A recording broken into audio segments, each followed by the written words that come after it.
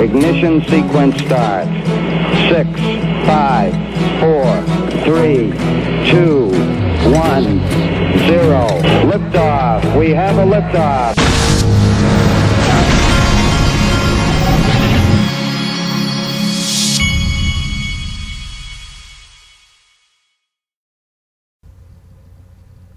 Hey everybody, this is the Digital Asset Investor, and let me tell you what, this King Solomon and some of these other guys, of which a couple of them I'll show you again today in this video, these guys are going to be in the XRP documentation Hall of Fame. I mean, I'm blown away almost every day by the things that these guys are digging up, and it's like every day you turn around, I don't know. They must have a special Google other than the one that I have, because I've never been able to find this type of thing. But that's what I love, is being able to get information from people who obviously know how to find it better than I do. This one's from @XRP_Al. Give him a follow. He deserves it. 2019 key payments terminology. This is some documents from a Glenbrook Partners LLC. XRP made the list. Now, I'll get to what Glenbrook Partners is in 1 second. Funny, I don't see any other digital assets on here. Added bonus: evolution and disruption in world of payments. April 17th, 2019. Some heavy hitters. Glenbrook moderated. What Glenbrook is on this sheet right here. Glenbrook, from what I'm reading, basically to the payments industry, is like a consultant. Their clients include the major U.S. card and payment networks, leading non-governmental organizations, and largest payment acquirers and processors, payments technology firms, and mobile network operators. Organizations evaluating or launching new payments initiatives turn to Glenbrook Partners when direction is uncertain, the landscape is unfamiliar, and development of successful strategy is challenging. So they basically consult with the Visas of the world to tell them what's coming and that type of thing. Well, this is from their, let me see if they show the title of this thing that they were putting together. But anyway, I don't see the title here. But anyway, it was like a conference they were doing. The only digital asset, all of these are payment systems. Like, let me see if I can read. Some of these are blurry, but this one says verified by Visa. So that's like some kind of payment system. Visa Digital Enablement Program. Visa Token Service, Worldwide Web Consortium. So I guess it's different payment initiatives or something like that. Well, XRP, it says Ripple's native digital currency. Why would there only be one digital asset in that entire list? And then he shows you some of the people that were at this conference. Kelly Alpert, Vice President, Visa Direct Product. Jeannie DeWitt, Head of North American Revenue and Growth, Stripe. Katie Franklin, Director, Emerging Payments, Walmart. So I think that says it all, folks, but good for him finding this. He says XRP listed right there among all the huge payment infrastructures and terminologies globally. No other digital assets on the list. Wow. Okay, now this next thing is really cool, and I saw this. I was watching. Come on, I don't want to watch a video. Save time now. Oh, come on. All right. Hours of site maintenance in seconds with GoDaddy Pro. A free set of trying to pause this. Okay, I think we got it. I wanted to give Brad Combs the credit here. Give him a subscribe. This guy's on the up and up, and I know him. I've talked to him on the phone. He's a really good guy and a funny guy. He's got a great personality, but most importantly, he's a really smart guy, and he is running a channel the way a channel should be run. He's got himself a good group of really smart people together, and he is leveraging that to put out really good information, which is really all I do. It's all I've ever done. I find a lot of people that are smarter than I am, and I provide you with their information. And that is how I make what would be an average channel an above average channel. And Brad Combs does a live stream. He does 2 of them a day. Give him a subscribe. He's over 8K. I think last time I talked about him, he was below 8K. So I'm glad to see he's growing. Well, I was watching his stream today. He did one on XRP, 4 things that keep XRP price down. And while he was talking about it, he started talking about this letter here he's got a Telegram group, and someone had provided this letter, and then I found it on Cryptopolis's Twitter feed. So at Cryptopolis_X. Letter from Arthur Brito to crypto community. This is from 2014. Our purpose is to reinvent the foundation on which global finance is built. My emphasis on global. And anyway, it's just interesting to see something like this because you don't see these type things very often. So I'll just read you the highlights. What affects XRP price? As the value of the protocol utility increases, so does the value of XRP. Our company is well funded. We are not dependent on XRP. He says, similarly, the short-term price of XRP does not hinder our ability to execute on the vision. We're well funded. We're not dependent on XRP. A critical ingredient to Ripple's success is regulatory compliance. Remember, this is back in 2014, folks. We're committed to support a compliant protocol and network. Expect significant developments from us on security and consumer protection features. Now, remember, he's saying this about how a critical ingredient for Ripple's success is regulatory compliance. Folks, this is the reason I became an XRP investor instead of going down the Bitcoin road. This has been my point all along, is that these guys are the adults in the room. They knew from the very beginning that there is not going to be any overthrow of governments with Bitcoin. It's not going to happen. And as a guy in my 40s now, or at the time when I first started investing, it was in my late 30s, I guess. But as an older guy who's been through some things and seen some things, that's what I saw. I said, yeah, Bitcoin's a great idea. I love it. I love the whole idea. And trust me, I'm as mad at the government after the financial crisis as any of you are. But I'm not that naive, and that is why XRP is the one. It's the reason. It's why it's always been the one. It is why XRP has been working. Why Ripple's been working with all these regulators. Now Libra just comes out and says, "Oh, we're going to have a digital asset," and look what's happening to them. Well, obviously, guess who went about it the right way? All right, moving along in this letter.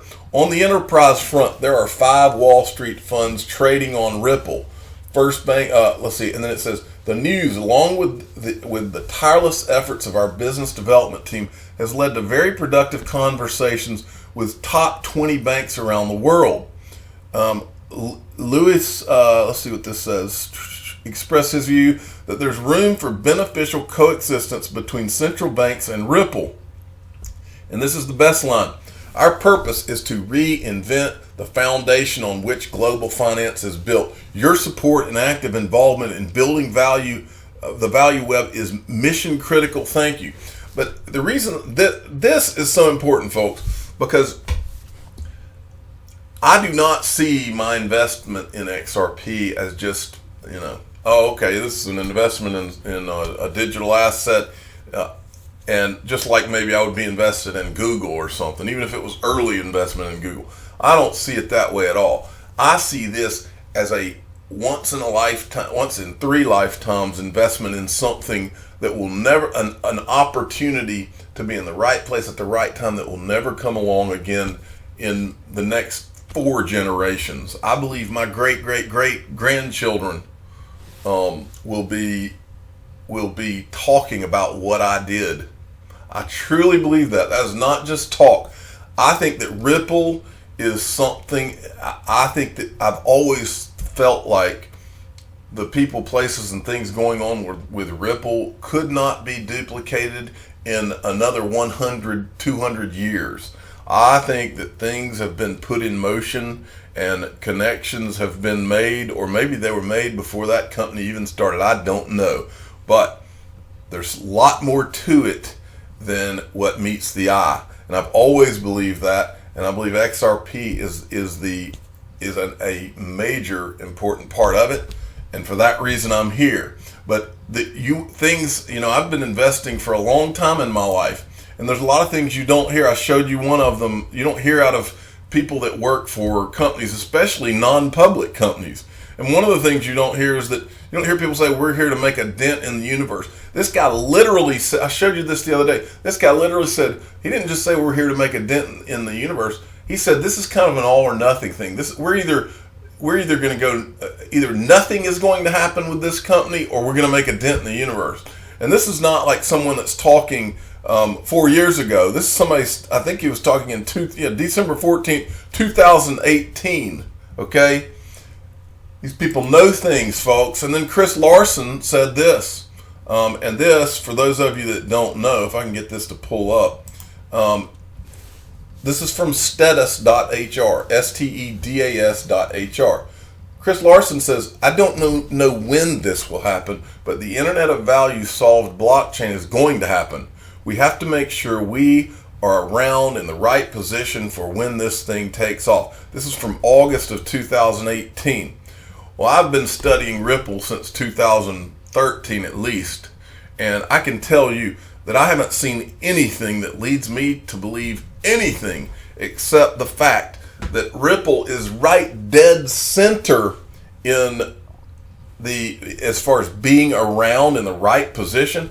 They are right dead center in the exact right position from everything I've ever read or seen. And so this could get very exciting very quickly is the way I see things. Wow, this video is already 11 minutes long. I didn't see that happening. Let me see if I can speed along here. Sergeant Obi-Wan, XRP finds another home as Bankera Exchange lists the world's second largest altcoin. The greatest digital asset ever created. I added those words. Okay, I'll move along from here. Then Jaquito McPhee sent me this. This is a CNBC Fast Money. Goldman Sachs just called for a massive Bitcoin breakout. Brian Kelly gives his take. I just wanted to show you this to show you that, okay, so now Goldman Sachs is coming on to, when did you think in the last couple of years, when did you think that you would ever see Goldman Sachs putting themselves out there to make a call on Bitcoin? If you were here during 2018 in the thick of the bear market, you sure wouldn't have gotten that impression. They were talking about how Bitcoin was never coming back and all this type of thing. If they're saying things like this now, you better believe there are some wealthy people that are now positioned, and that is exciting. Michelle Vandenberg sent me this. I just wanted to hit this. Live updates for the second day in a row. Hong Kong International Airport has taken the extraordinary step of canceling all inbound flights due to protesters. And we also saw that caravan of, it looked like military or military police type people from China coming in.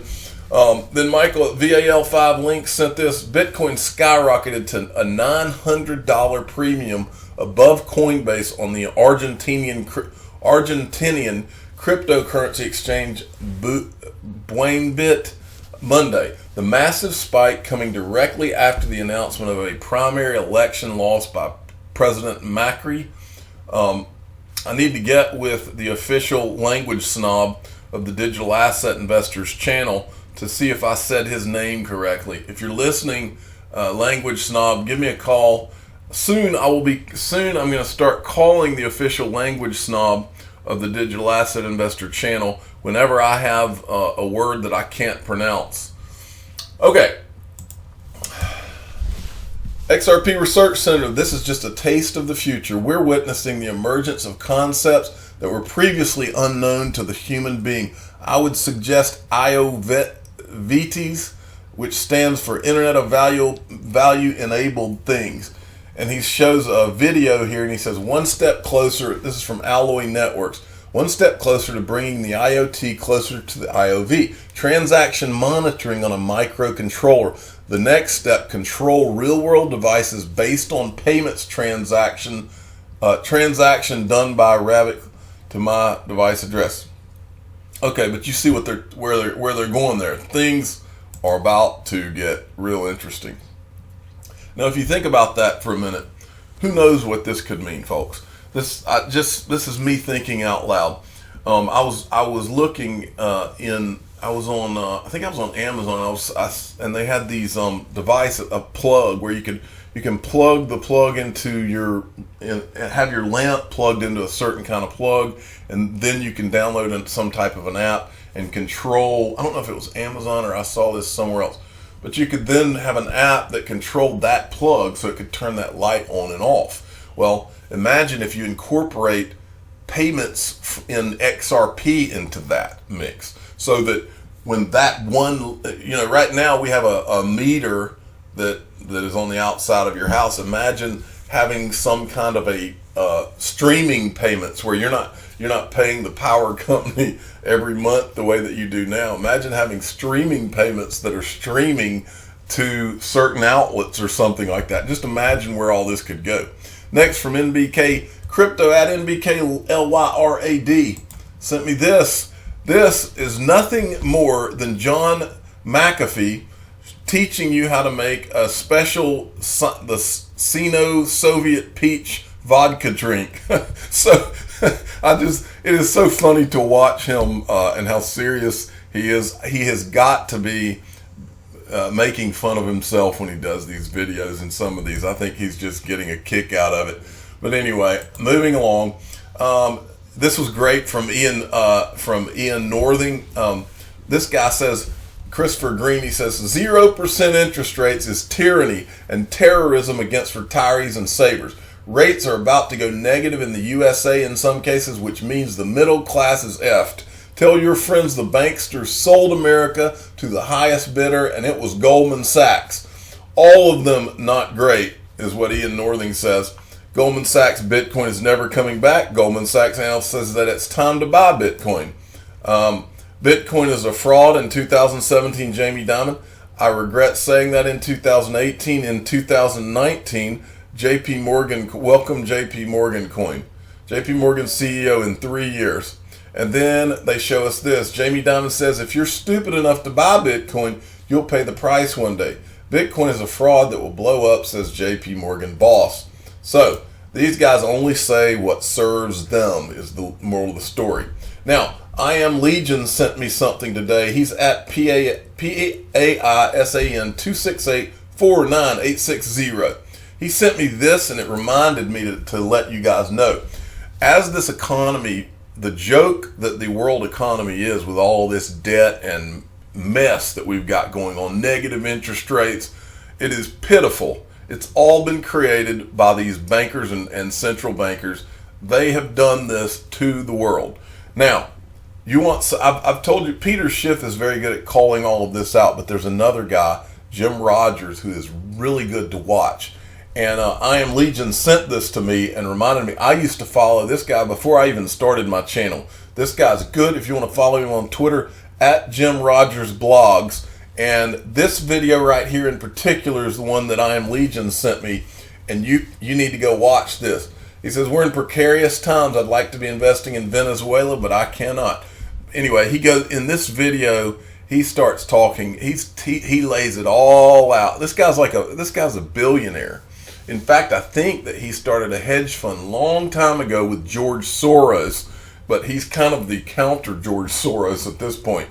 But this right here is worth watching. He tells you, he basically makes the point that, yeah, we've seen a lot of things, a lot of bad things right now. He goes, we hadn't seen the Lehman Brothers yet, but he goes, you always see these little flashes before the real problems come. But anyway, go watch that. He's got several more interviews that he does all the time. I'm the digital asset investor. I'm not an investment advisor. This is for entertainment purposes only. Please subscribe and hit the like button, and tell your friends and family that as the financial world becomes more and more of a joke, and it is going to become more and more of a joke, Jim Rogers is a great guy to watch call these people out for the ridiculousness that is the economy in the world right now. Thank you for listening.